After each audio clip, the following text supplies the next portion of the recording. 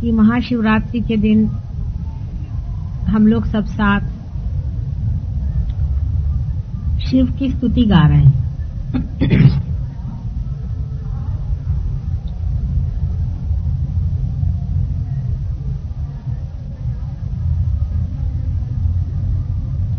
शिव यानी सदाशिव, इन्हीं से सृष्टि शुरू हुई है और इन्हीं में खत्म होती है। सबसे पहले अगर आप ब्रह्म को समझे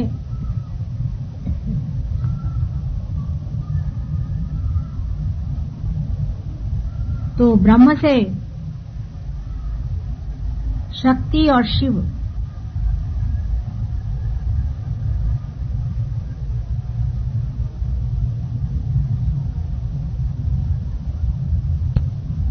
जैसे कि एक सेल के अंदर उसका न्यूक्लियस होता है, उसी की तरह शिव और शक्ति सबसे पहले ब्रह्म में स्थापित होते हैं। सृष्टि कैसी हुई, किस प्रकार ये घटना घटित हुई, किस प्रकार ब्रह्म शिव और शक्ति के रूप में प्रकट हुए, ये सारी बातें मैं आपको शनिवार और रविवार में बताऊंगी।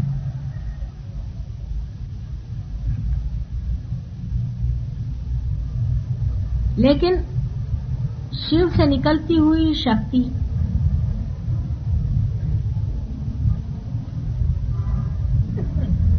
जब एक पाराबोली में घूमती है, जब एक प्रदक्षिणा लेती है, तो एक एक विश्व तैयार होते हैं। ऐसी अनेक प्रदक्षिणाएं शक्ति की होती रही। इसके बारे में भी मैं आपको बाद में बताऊंगी। अनेक विश्व तैयार होते रहे, अनेक भुवन तैयार होते रहे और मिटते भी रहे।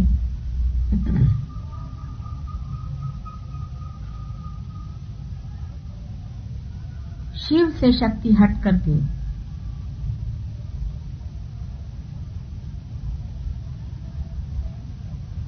विश्व बनाती है। शिव सिर्फ साक्षी स्वरूप रहते हैं। वे खेल देखते रहते हैं शक्ति का।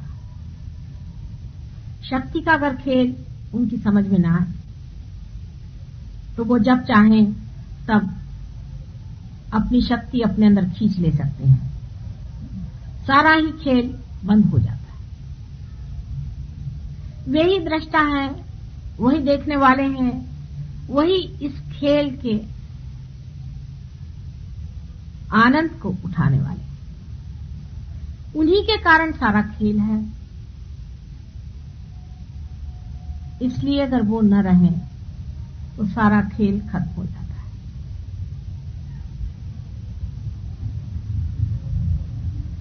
वो स्थिति है, उन्हीं के कारण एग्जिस्टेंस होता है। मनुष्य के हृदय के कारण ही वो जीवित माना जाता है। जिस वक्त उसका हृदय बंद हो जाता है तो उसे मृत माना जाता है।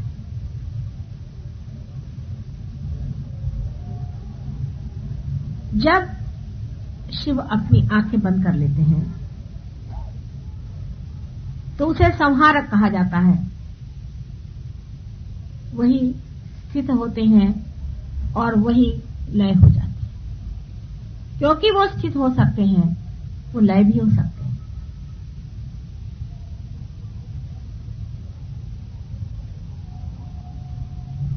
इस कुंडलिनी शास्त्र में शिव का स्थान आपसे मैंने बताया था, हृदय में मनुष्य के अंदर एक दीप ज्योति की तरह हर समय जलते रहते हैं,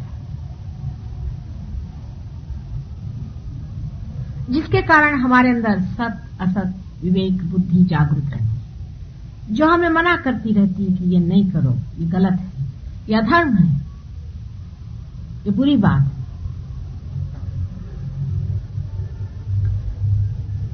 ये कपट है, ये लोभ है, ये मद है, ये मत्सर है, ये अधर्म है, ये मनुष्य की प्रतिष्ठा से गिरा हुआ काम है, ये शोभनीय नहीं है। लेकिन मनुष्य में जो स्वतंत्रता है उसे वो पूरी तरह से उपयोग में लाता है और शिव की अवहेलना करता है। शिव सारे संसार का गरल पी लेते हैं। जितना भी विष हमारे हृदय में बसा रहता है, दूसरों के प्रति घृणा, हिंसा आदि अत्यंत बुरे विचारों से जो हमारा हृदय विषैल हो जाता है, उसको शिव हमारे अंदर जब जागृत होते हैं तो उसे पी लेते हैं।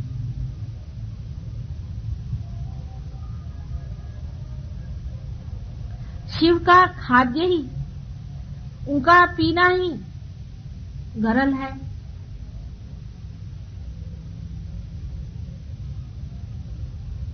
जो कुछ भी नशेली चीजें हैं, मद्य आदि, जो चेतना के विरोध में नुकसान पहुंचाती हैं, उन्हें शिव प्राशन कर लेते हैं। संसार का जितना भी इस प्रकार का विष है, उसे वो ग्रहण कर लेते हैं अपने अंदर। इसीलिए उनको महाशिवरात्रि के दिन हम लोग प्रतीक रूप में भंग आदि नशेली चीजें अर्पित करते हैं। इसका अर्थ मनुष्य ये लगा लेता है कि अगर शिव भंग पीते तो हम भी पिए, अगर शिव शराब पीते हैं तो हम भी शराब पिएंगे। आप क्या शिव जी हैं? उनके पांव के धूल के बराबर भी आप हैं। जिन्होंने संसार का सारा गरल पी लिया, उसके भी पीने वाले कोई चाहिए। देवी सारे भूतों को खा जाती है। रक्त बीज का जो रक्त संसार में गिरता था, उसके एक एक बूंद को देवी चाट दे। क्या आप लोग इसे चाट सकते हैं?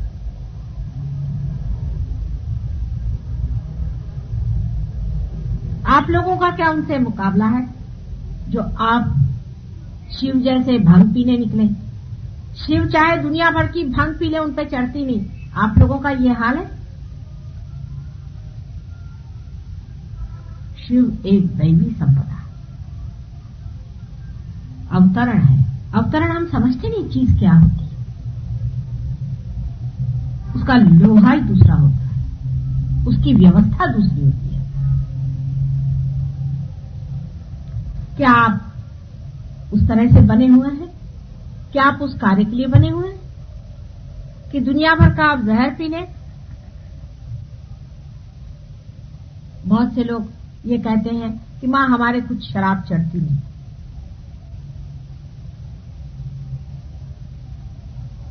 इससे बढ़कर और कोई भी झूठ नहीं हो सकता।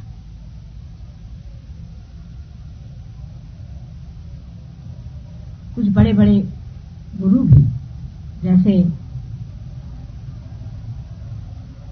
कि साईनाथ शिरडी के, वो भी एक अवतरण थे। वे चिलम पीते थे। तो अब सब लोग चिलम पीने लग गए। क्या आप साईनाथ हैं? वे तो इसलिए पीते थे कि आपके हाथ कोई चिलम ही न लगे, सबकी चिलम ही पी डाले एकदम। सबकी चिलमें पचाने के लिए वो पीते थे। क्या आप लोगों में ये शक्ति है कि आप चिलम पी सकते हैं? उनको कैंसर नहीं हो सकता था।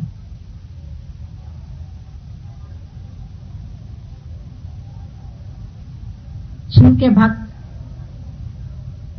जो हैं, उन्हें शराब छूना भी नहीं चाहिए,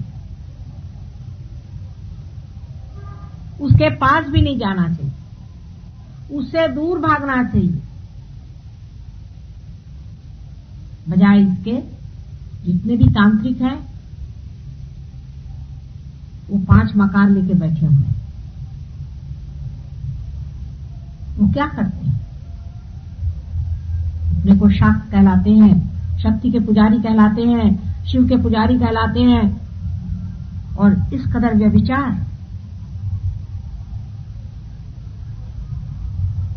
शिव और व्यभिचार जो संपूर्ण ब्रह्म स्वरूप है, उसका नाम लेकर इतना महापाप करना, अपनी दुर्गति की पूर्ण व्यवस्था कर लेना। एक मां के नाते मैं आपसे बताती हूं कि इस तरह की गलत फहमी में कभी मत रहना। तंत्र का तरीका जो है बिल्कुल शैतानी तरीका है। आज महाशिवरात्रि के रोज मैं चाहती हूं कि आपको उसके बारे में थोड़ा सा जरूर बताऊंगा। तंत्र की व्यवस्था ये होती है कि जो चीज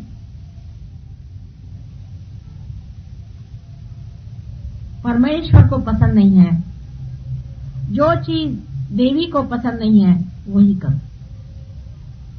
देवी के सामने ही गलत गलत काम करना शुरू करो। व्यभिचार, सब तरह की विद्रूप बातें, जिसे देवी देख करके घृणा से वहां से हट जाए। शुरू में तो देवी उन पे उत्पात करती है, कूदते हैं, नाचते हैं, चिल्लाते हैं, चीखते हैं, गर्मियां होती हैं, फोड़ी निकलती है बदन पे। इसको कुंडलिनी जागृति भी बहुत से लोग कहते हैं। मेरे पास ऐसे बहुत से लोग आए ट्रीटमेंट के लिए, जो कहते हैं कि हमारे अंदर ऐसे लग रहा है जैसे हजारों बरैया काट रहे हैं, हमारी कुंडलिनी जागृत है। और भी ऐसे आते हैं जो बताते हैं कि यहां से लेकर के यहां तक सब हमारे अंदर बड़े बड़े फफूंदे आ गए। यहाँ पूसा इंस्टीट्यूट में एक डॉक्टर साहब हैं, उनका नाम मैं भूल गई, डॉक्टर पाल। वो मेरे पास आए थे, वो बता रहे थे कि उनकी कुंडलिनी किसी ने जागृत की और उनके बदन में हजारों बिच्छू उनको काट रहे, और बेचारे कूदते हुए खड़े रहे, माँ मेरे पास, मुझे बचाओ, मुझे बचाओ। मैं उनकी कुंडलिनी उतारे, मैंने कहा आदमी बेटे जरा सबको देखो।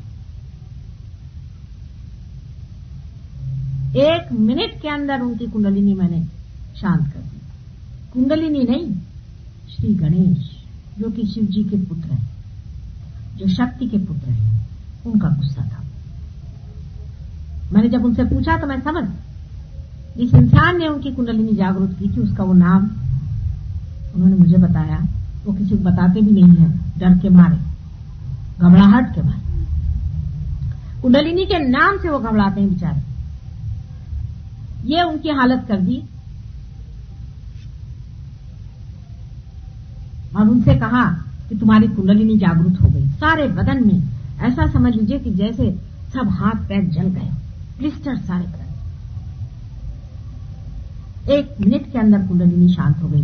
सो गए सिर्फ गणेश, श्री गणेश, क्योंकि वे मुझे जानते।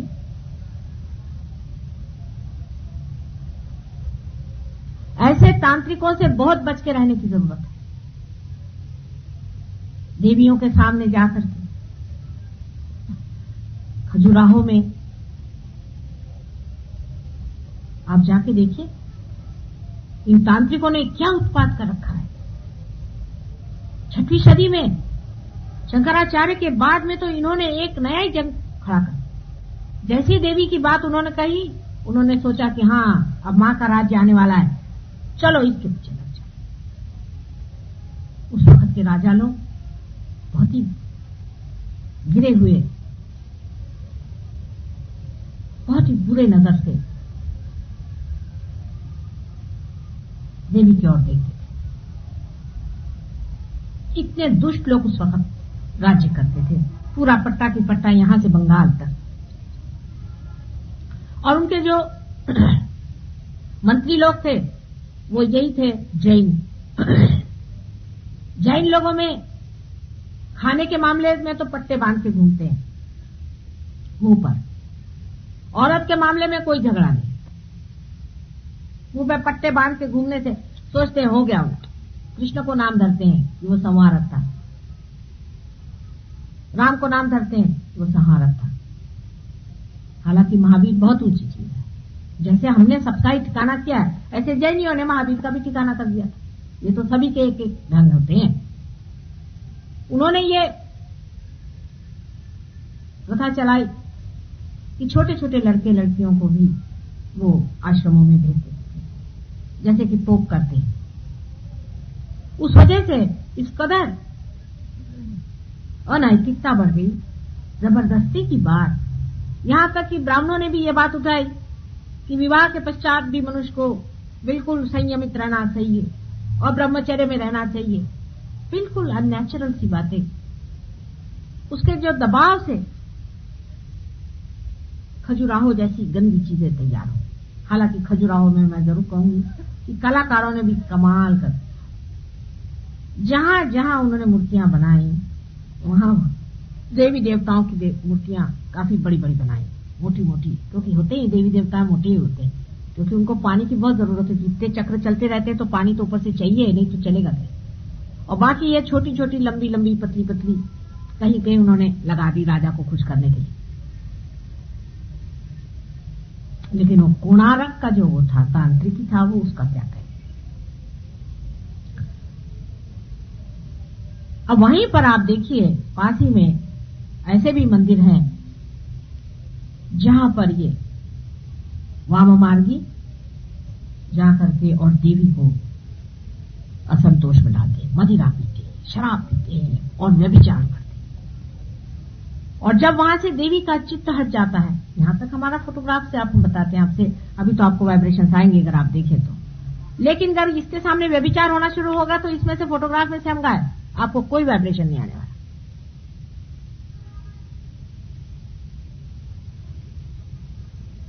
चित्त हट जाता है, चित्त ही हट गया, क्योंकि व्यभिचार और गंदगी के पास देवी क्यों रहने चाहिए।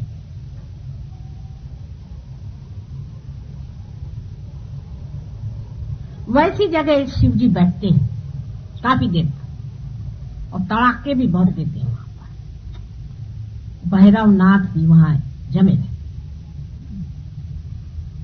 उनके तड़ाके के बगैर लोग ठीक नहीं होते। पहले खूब तड़ाके खाते, बड़ी हालत खराब होती है उनकी, पर तो भी बेशरम जैसे लगे ही रहते। वो इसे तपस्या कहते हैं। बीमार पड़ते हैं, आफतें होती हैं, उल्टियां होती हैं, खून गिरता है, सब होता है, बदन में आग हो जाती, पर तो भी जमे रहते। फिर शिव जी भी वहां से लुप्त हो जाते।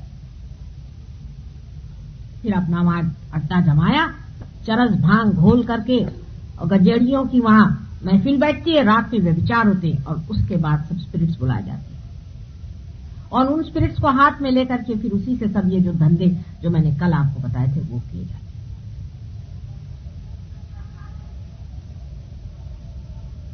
शिवजी के भोलेपन की ये हद है, इतना इनोसेंस का वो पुतले हैं कि जब रावण ने उनसे कहा कि अब तुम मुझे अपनी शक्ति ही दे दो, तो उन्होंने उसको भी दे दिया। इतना भोलापन, निष्पाप, जिनको कि पाप ही क्या है नहीं मालूम, पाप को भी खा जाए, सबके सब चीज खा जाए, लाओ जो कुछ खाना है खा जाए। जैसे गंगा में सारे पाप धुलते हैं कहते हैं,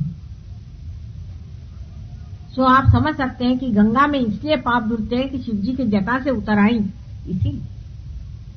जिनके जटा को छूने से ही इतने पाप धुलते हैं, जो स्वयं साक्षात जो होंगे सो क्या होंगे सो बता दी। जिनका साक्षात करने से ही सारे जिसके पाप धुल जाते हैं, जिनको याद करने से ही सबके जो जितने भी भवसागर के जितने भी लगे हुए पशु पक्षी के तरह से चिपके हुए जो कुछ भी गंध मैल आदि जीवित और निर्जीव जो कुछ भी हो, सारी बाधाएं जिसकी खत्म हो जाती है। ऐसे शिव जी के लिए लोग ये कहते हैं कि व्यभिचार से शिव जी खुश होते हैं। ऐसे संसार में क्या बात की जाएगी।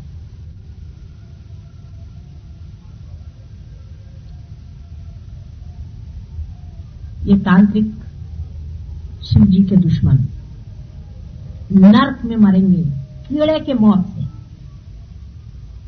हजारों वर्षों तक ये नरक में रहेंगे, इसमें कोई शंका नहीं।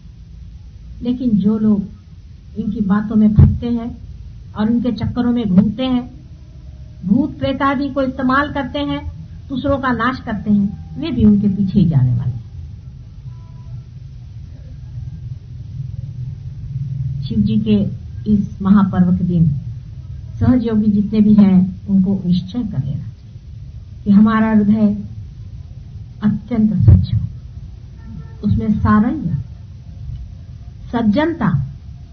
हम अपने को देखें और शर्माएं कि क्या हम इतने दुर्जन हैं जो इस तरह की बातें हम सोचते हैं। अपने हृदय को देखें और पूछें कि क्या हम इतने कपटी और गिरे हुए लोग हैं कि हम इस तरह की बातें सोचते हैं। शिव जी को जागरूक रखने के लिए मनुष्य को अत्यंत सरल हृदय होना चाहिए। शिव जी भोले थे, ऐसे आदमी बड़े भोले होते हैं, और लोग कहते हैं कि ऐसे लोग ठगे जाते हैं। सारी दुनिया ने भी ठग लिया तो कुछ नहीं गया, आपके ठगने पे सभी चला जाता है। आप किसी को मत ठगिए, इसमें कोई बड़ी भारी बहादुरी नहीं है कि आप बेवकूफी करें। आपने अगर किसी को एक मर्तबा ठगा, उसकी माफी नहीं हो सकती। आपको कोई 1000 बार ठग ले, आपका कुछ नहीं। जो आदमी भोला होता है उसको कोई ठग ही नहीं सकता। ये तो मन के भाव हैं कि इसने इसको ठग लिया, उसने उसको ठग लिया। आप ठग करके क्या इकट्ठा करते? धन, ठगा हुआ धन, दूसरे को ठगा हुआ धन कितना नुकसानदेह होता आपको पता नहीं। अभी राहुली में एक सज्जन मेरे पास आए और मुझसे कहने लगे कि हमारे पुरखों का कुछ पैसा जमीन में गड़ा हुआ है मां, और हमें मालूम है वो गड़ा हुआ। 3 पुश्त पहले किसी ने वो निकालने की कोशिश की, उसी दिन उस घर में 3 मृत्यु हो गई। उसके बाद दूसरे पुष्ट ने शुरू किया, उस वक्त भी फिर 3 मृत्यु हो गई। फिर चौथी मर्तबा ऐसा हो गया। अब हम हैं, अब हम क्या करें? मैंने कहा भूल जाओ उस धर्म, बिल्कुल भूल जाओ, उसको खत्म होने दो, उसको छूने की जरूरत नहीं। किसी को मार के, किसी के बाल बच्चे भूखे रख के, किसी की आत्मा को तड़पा के आप ये पैसा लेकर के आए हैं। उनकी आत्माएं जो तड़पती हैं वो बहुत बड़ी प्रचंड शक्ति है, आपके बच्चों के बच्चों के बच्चों तक खा जाएगी।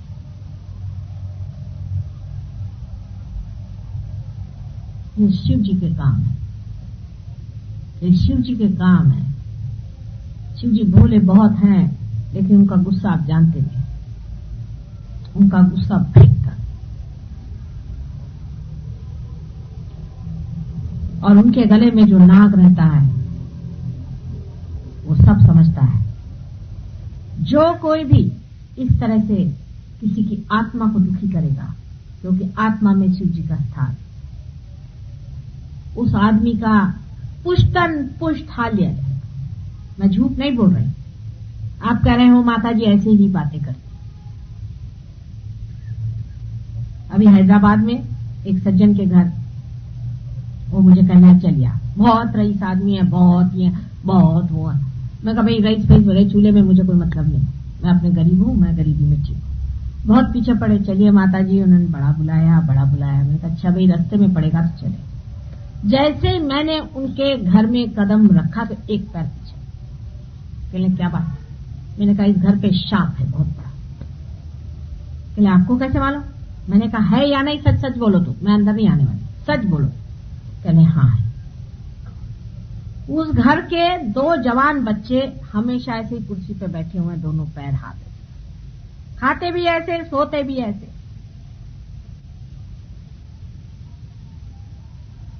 मेरे से कहने लगा कि माता जी इनको ठीक करिए। मैंने कहा बेटे मुझे क्षमा करो, मैं जा रही हूँ। वैसे ही मैं बाहर निकल आई। मैंने कहा अभी तुम वही काम कर रहे हो जो तुम्हारे पुरखों ने किया है। पहले हमारे खानदान में हमेशा 2 बच्चे ऐसे ही होते आए, तो भी आपकी नहीं बात छूटी। और इस पुष्ट में तो यही 2 बच्चे हैं, तीसरा है ही नहीं, तो इस खानदान का क्या होगा। मैंने कहा आप खानदान ले बैठो, पैसा लेके बैठो और उसको चाटो आप और खाओ और इनके चिपकाओ चारों तरफ, और उतना भी नहीं होगा तो प्रोसेशन निकालो। किसी की आत्मा को दुख देना, विशेषकर किसी गरीब को दुख देना, उसकी आत्मा से आह लेना, आपको पता होना चाहिए शिव जी का राज सब दूर चल रहा है। आपको दिखने में लगता है कि आपने कुड़की ले आए, उसके घर का सारा सामान लूट के आप चले आए। घर में बहू आई है, उसको सता रही है सास, उसको बड़ा मजा आ रहा है सताने को, छल रही है। मेरे को इतना मेरे सास ने छला तो मैं भी इसको छल। उसकी आहें मत लो, किसी गरीब की आहें मत लो, किसी के हृदय की आह मत लो, कभी भी मत लेना। शिव जी वहां बसते हैं, जान लो। और जितना आदमी भोला होगा उतना ही वहां शिव जी का राज्य ज्यादा होगा। किसी भोले आदमी का कभी फायदा मत उठाना। भोले आदमी के सामने हमेशा नत मत करो, क्योंकि शिव जी वहां जाग रहे हैं, तभी वो भोला है। आदमी तभी भोला होता है जब उसके अंदर शिव जी जागते। भोले आदमी को लोग बहुत सताते हैं, उसको छलते। जिनको खासकर पैसे का बहुत समझ में आता है, 1-1, 2-2 पैसा जो जोड़ते बैठते हैं, वो भोले आदमी को उल्लू बनाते फिरते हैं। पैसा तो कभी मिल भी जाएगा, लेकिन शिव जी के शाप से आप विमुक्त नहीं हो सकते। आप कहेंगे कि मां तुम यूं ही हमें डरा रही हो। मैं बिल्कुल नहीं डरा रही हूं, मैं सजग कर रही हूं। सजग हो जाओ। शिव जी के कार्य जो है बहुत गहन और बड़े ही दिनों तक चलने वाले, क्योंकि अंत तक शिव जी ही है। सब लय जब होगा तब भी शिव जी है, और जब उत्पत्ति होगी तब भी शिव जी है, और बीच में बाद में मैं आपको जब बताऊंगी तो सब बता दूंगी विष्णु जी कब आते हैं और कब क्या। आज महाशिवरात्रि के दिन सबको यही निश्चय करना है कि हम किसी भी प्रकार किसी की भी आह नहीं लेंगे, किसी के साथ हम जाति नहीं करेंगे, किसी भी चीज की। कोई गरीब है, कोई मजबूर है, कोई हमारे नीचे है, कोई हमारा आश्रित है, जो भी ऐसा है वहां शिव जी का राज्य है। उनसे सज्जनता है। नौकर है घर के, उसको खाने के लिए नहीं देंगे, उसको भूखों मारेंगे, उसका पैसा मार लेंगे। 2-2 पैसे लोग अपने नौकरों को मारते हैं, समझते नहीं उसके अंदर शिव जी बसे हुए हैं। और शिव जी का कोप आप पे आएगा। मैं आपसे सच सच बता रही हूं, इसमें से एक अक्षर, एक बूंद भी झूठा नहीं है। आप चाहे तो वाइब्रेशन से देख लें, कितने सहयोगी हैं कि कितने जोर से वाइब्रेशन से इसका है। अगर मैं एक भी अक्षर झूठ बोल रही हूं तो आपके वाइब्रेशन से रुक जाए।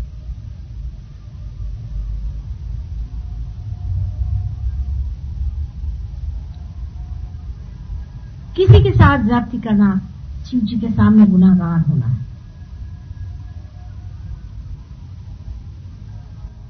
सज्जनता, सौजन्य, नम्रता, झुकना, ठगा जाना भी ठीक है।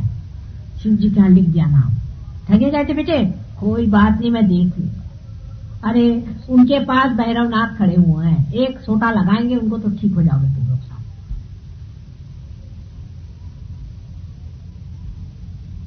अभी भैरवनाथ के चक्कर को आप लोग समझे नहीं। वो तो एक ऐसा नहीं मारते, चारों तरफ चलता है उनका सूत्र, और वो इस तरह से मारते हैं कि पुष्टन पुष्ट चलता रहेगा, पुष्टन पुष्ट। उनसे हनुमान जी जरा हल्के हैं मामले में, थोड़ा बहुत ठीक है, पर भैरवनाथ जी के बीच में न जाना। इसलिए अपने से जो नीचे है, अपने से जो दलित है, अपने से जो आश्रित है, अपने ऊपर जो निर्भर है, उन सब पे रहम, उनसे अत्यंत प्रेम, कंपैशन। शिव जी को देखिए बैठे कहाँ हैं? स्मशान में, जहां कोई भी नहीं बैठ सकता, राख में बैठे। इनसे बढ़ के कम्युनिस्ट आपको कोई नहीं। शादी में आए तो राख फांस गया है, गले में वो सांप आप लेकर देखते, नंदी पे सवारी। बताइए बैल पे कोई बैठता है? भभूत लगा करके, अजीब सी शक्ल बना के, बाल वाल सब दूर से, जटाजूट, कपड़े भी खास नहीं पहने हुए, एक शेर का वो व्याघ्र चर्म पहन लिया, और उनके साथ एक से एक भूत चले आ रहे हैं। उनकी जो औरतें चली आ रही, उनके किसी के एक आंख है, किसी के 2 नाक है, किसी के 4 सींग है। जितने भी विद्रूप विक्षिप्त ताड़ित लोग हैं, जिनको कि हम नीची निगाह से देखते हैं, किसी के शारीरिक दोष होता है उसके ऊपर हंसी करते हैं, मजाक करते हैं। कोई अगर बहरा है उसका मजाक हो रहा है। परमात्मा का शुक्र करो जो तुम्हारे दोनों कान ठीक है, परमात्मा का शुक्र करो जो तुम्हारी दोनों आंखें ठीक है। कभी अंधे के हाथ तुमने पकड़े नहीं, उसको उल्टा धक्के देने में मजा लेते हो।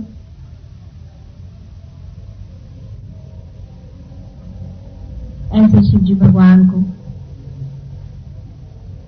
देखो कि उनकी बारात आ गई है, और पार्वती जी के घर के तो सब लोग बड़े बड़े हैं, विष्णु जी उनके भाई खड़े हुए हैं साथ में, सब बड़े सोफिस्टिकेटेड लोग हैं एक साइड में, और एक साइड में ये बारात चली आ रही शिव जी की। पर किसी की हिम्मत नहीं कि शिव जी को हंसे या उनके लोगों पर हंसे। दुनिया भर के जितने विद्रूप और कद्रू लोग हैं सबको लिए चले आ रहे हैं बड़ी शान से, नीची निगाह से नहीं। हम लोग तो अगर हमारा बाप गरीब होएगा तो उसको दफ्तर में आने को बनेगा, मेरे मत आना भैया, उसको कपड़े भी नहीं देंगे। अपने बाप से तक हम शर्माते हैं, इतने हम गुरु हैं लोग। सबको बड़ी शान से लिए चले आ रहे हैं कि वाह भाई वाह। कोई बेचारे नंग धुड़ंग, बेचारे कपड़े नहीं, कुछ नहीं, जैसे भी हैं चले आ रहे हैं शिव जी के साथ। अब पार्वती जी देखे घबरा रही, मेरा दूल्हा भी आया मेरे घर तो मेरी नाक कटा रहे हैं। कोई 2-4 अच्छे तो ले आते कम से कम सामने में, लेकिन अब बोले तो बोले क्या, भैरवनाथ जी सामने चले आ रहे हैं। सोचिए इनकी शादी भी क्या। लेकिन पार्वती जी के मन तो वही भाए हुए हैं, उनको तो कोई और पसंद नहीं। जैसे भी हैं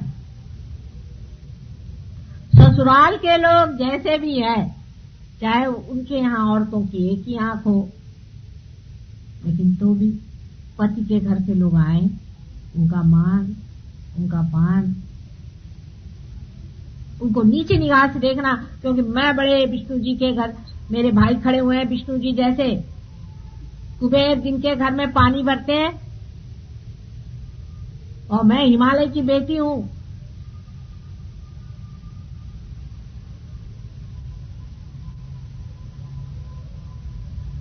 ऐसे ही पार्वती जी का विचार करके हमें ये सोचना चाहिए कि संसार में जिस शिव जी को हम मानते हैं, जिनके ऊपर सारा संसार निर्भर है,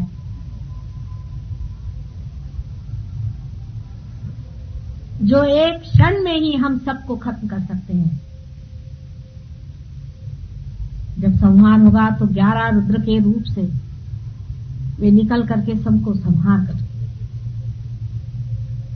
और जो भी संयत भाव से ये सारा खेल देख रहे हैं, जिनके लिए संसार की सारी कुछ सृष्टि आदि कुछ भी नहीं, और जो साक्षी मात्र सब मजाक देख रहे हैं दुनिया का,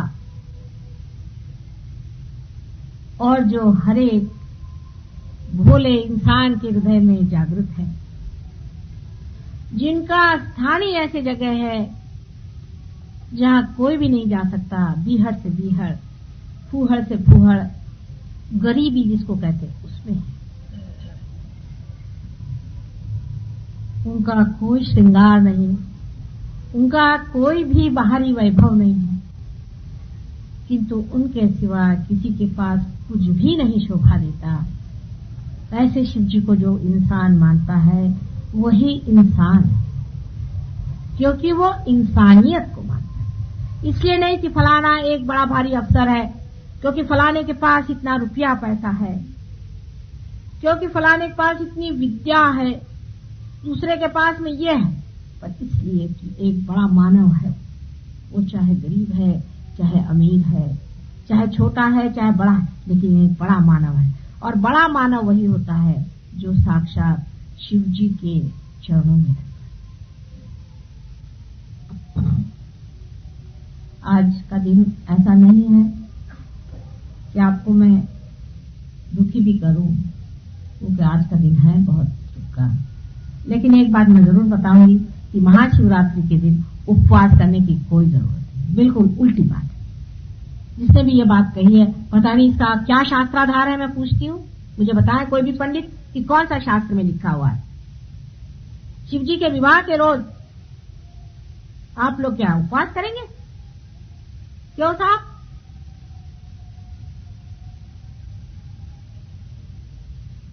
इसका कोई शास्त्राधार मुझे बताइए, मैं जानना चाहती हूँ। शास्त्र भी काफी गड़बड़ चड़बड़ कर दी है, लेकिन तो भी मैं जानना चाहती हूँ इसका क्या शास्त्राधार है कि गलत जगह पे आज तो खुशियां मनाओ, मौज मनाओ।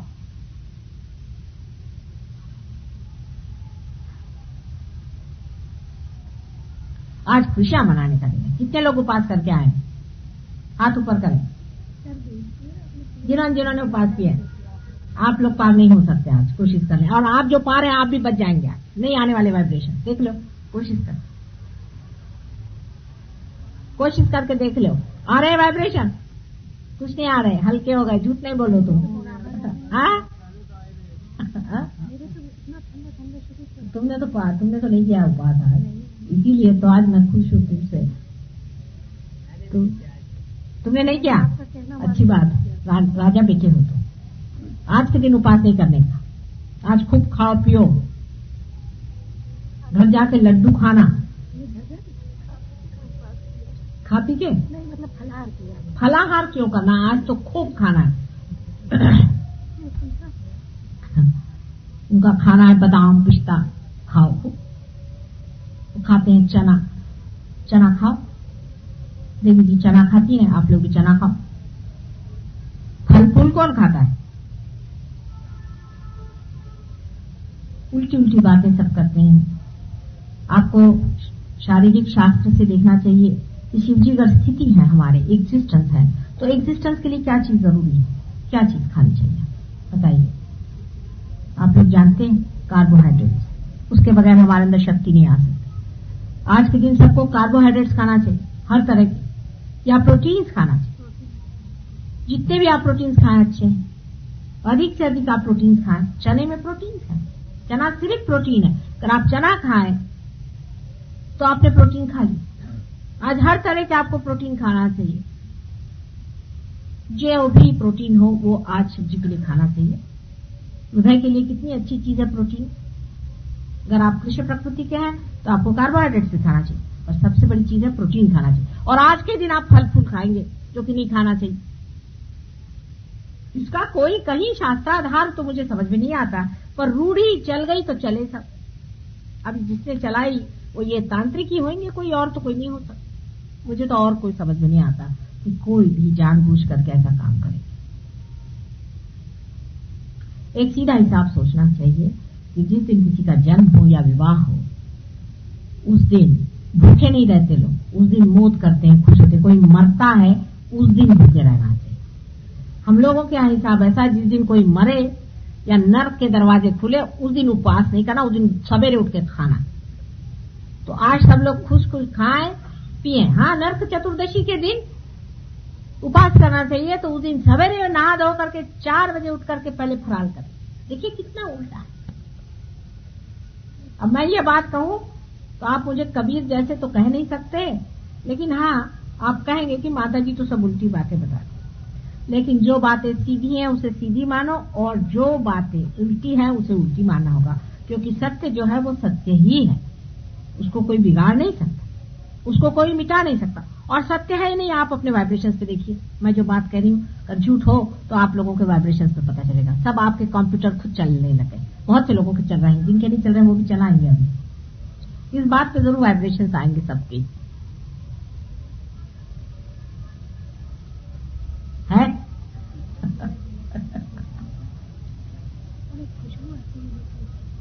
खासकर तुमने तो बहुत ज्यादा सूची का स्थान है, भोली जो हो बहुत ज्यादा। हाँ, तो अब कहिए तो थोड़ी देर ध्यान भी कर लें, क्योंकि ये कह रहे थे कि बहुत से लोग realization, have your friends come for realisation.